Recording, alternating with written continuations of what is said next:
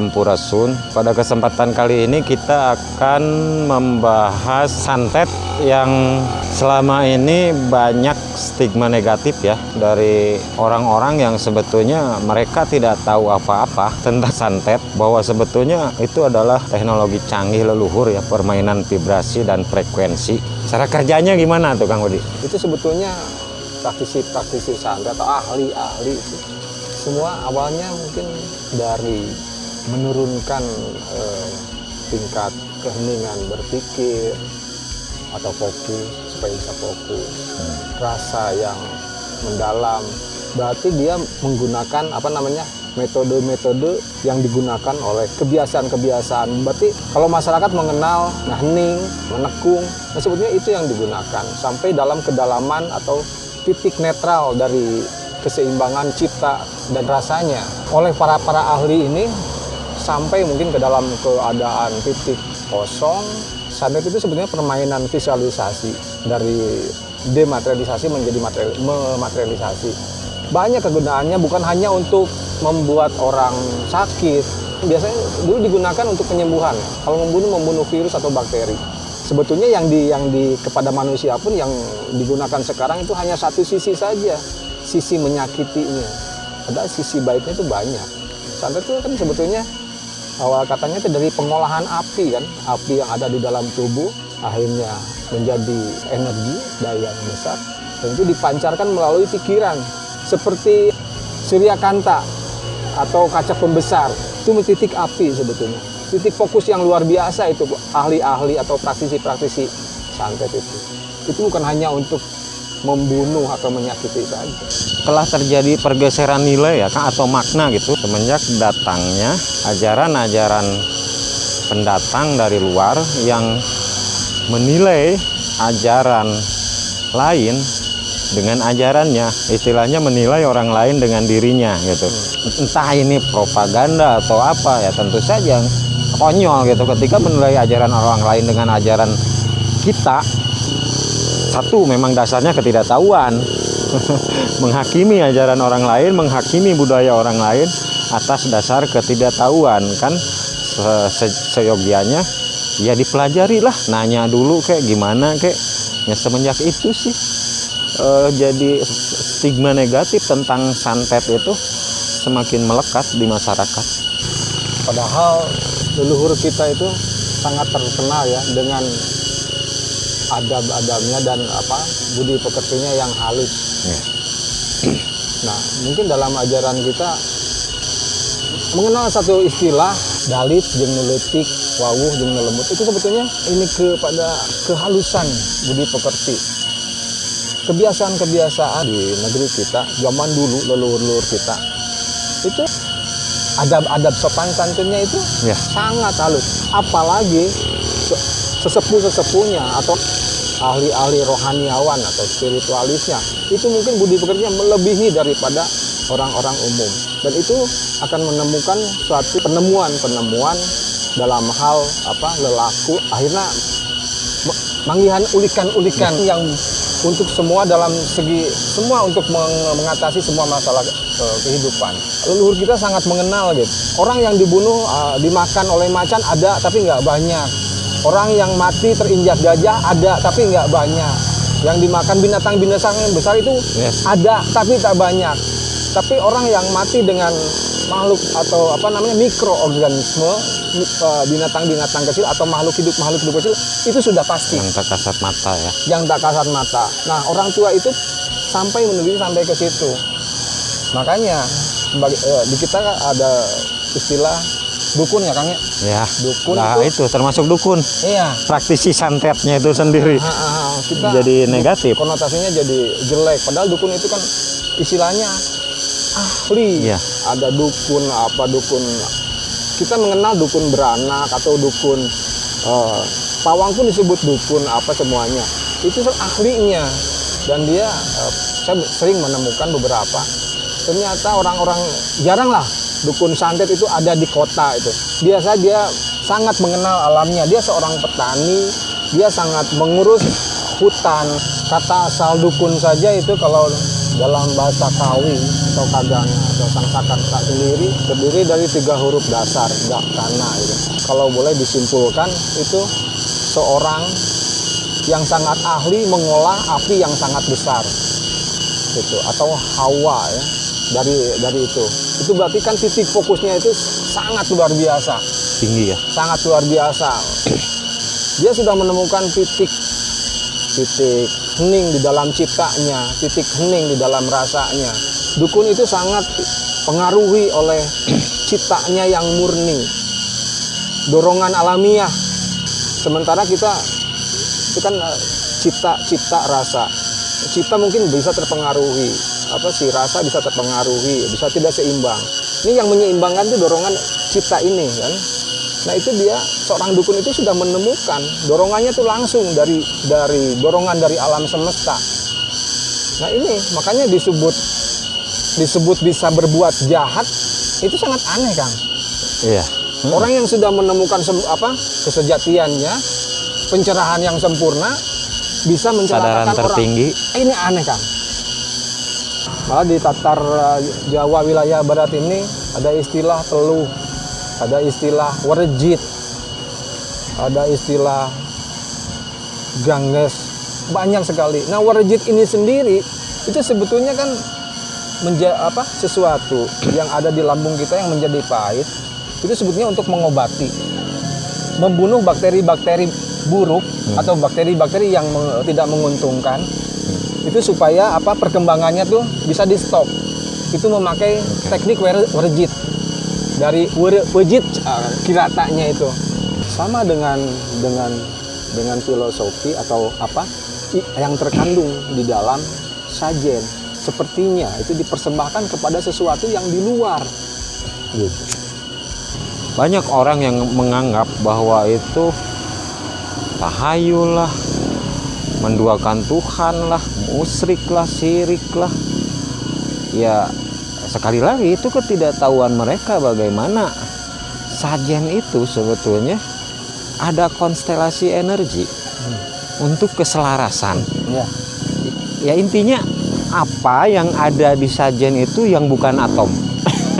Semua itu dari alam ya, kayak beras, gula merah, kopi, air, api. Kecerdasan leluhur kita menata semua itu untuk mencapai keseimbangan.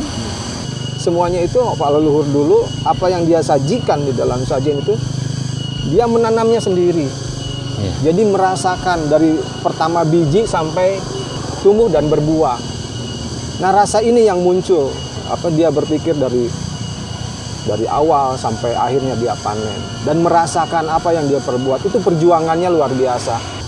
Dia melihat mungkin dengan pikiran yang mendalam, rasa yang mendalam, akhirnya tergugah, nyampe lah istilahnya dalam titik bahagia. Ya melebihi itulah gitu. Jadi dalam kondisi yang mungkin kosong. Bagja itu tidak senang dan juga tidak sedih gitu kan. Sigar tengah. Iya, lepas dari dualitas itu.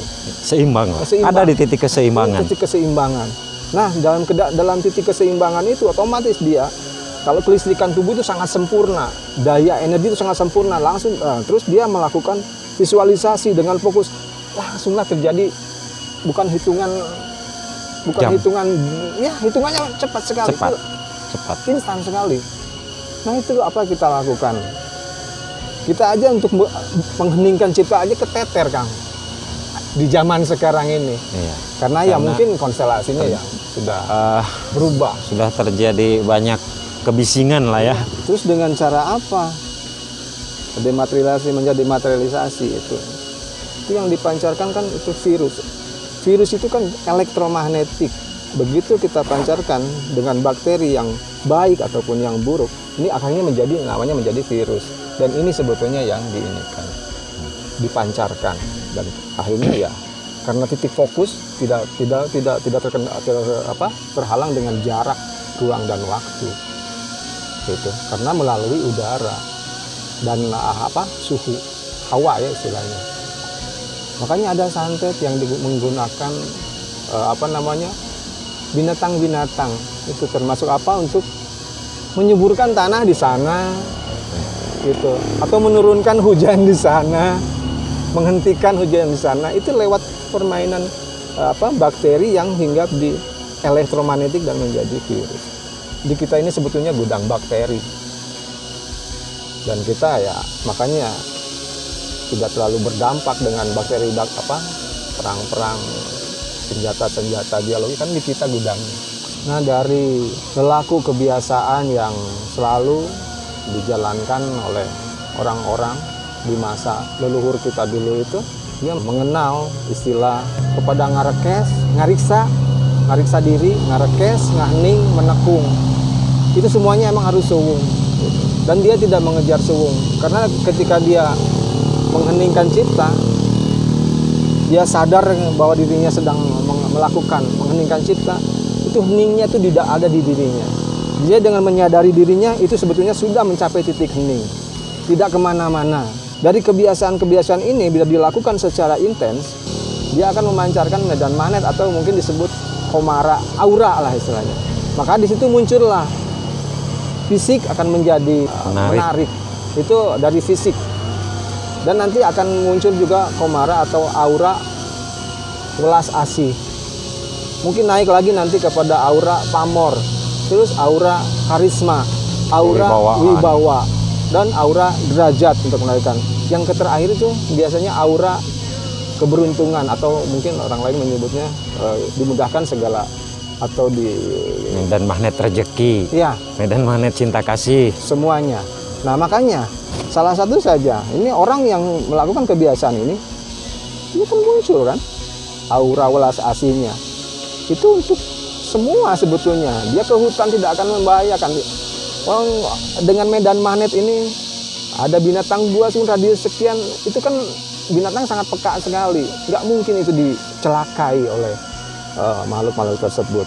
Nah, ini juga mungkin nanti, wah ini kayaknya orang ini punya pelet gitu kan, atau punya apa. Padahal itu dari aura welas asih dan aura pamor dan lainnya itu yang istilahnya melebar. Ya, gitu.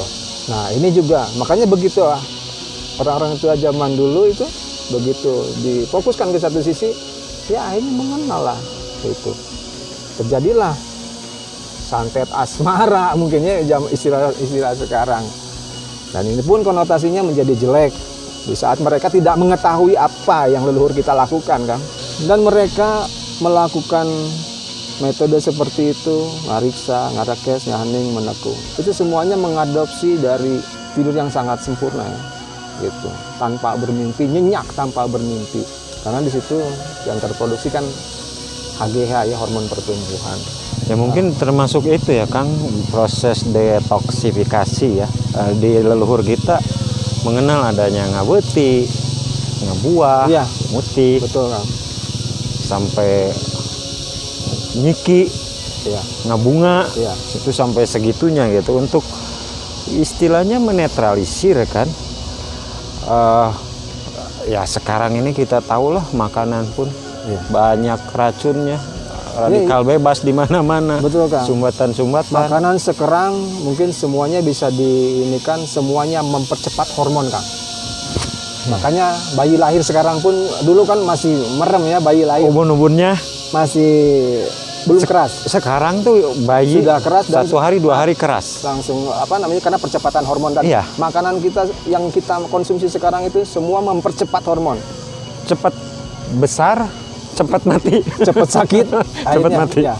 Makanya usianya pendek-pendek. Pendek-pendek. Tidak seperti orang tua zaman dulu. Gak heran dulu ada yang 150, ya. 100. Nah, kenapa ini mempercepat hormon gitu kan? Mikroba atau bakteri yang ada di ini dipercepat di populasinya di ini. Nah, makanya dengan kita mengkonsumsi air kelapa, kita kan kalau nyajen kan sore hari kan. Oh iya. Sore hari. Itu kelapa ditutup dengan gula merah atau gula aren. Di kita ini di dalam kelapa dan di dalam tebu atau biang gula ya, gula batu kalau di kita. Itu kalau difermentasi itu bisa nyampe, bakterinya bisa nyampe 3 ribuan Kang. Itu biasanya pagi-pagi setelah itu sudah didiamkan.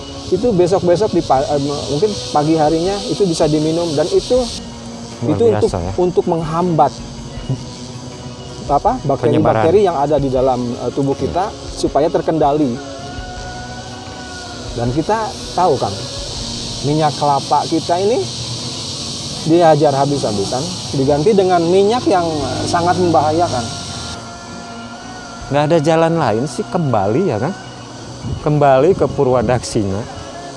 Nah, istilahnya leluhur kita sering mengatakan ulah poho, jangan lali, jangan lupa ke Purwadaksina, jangan lupa ke timur selatan, jangan lupa ke asalmu asal gitu, ke jati diri istilahnya. Baik jati diri kita sebagai diri maupun sebagai bangsa, supaya kita jadi bangsa yang merdeka, berdaulat, tidak menjajah dan tidak dijajah.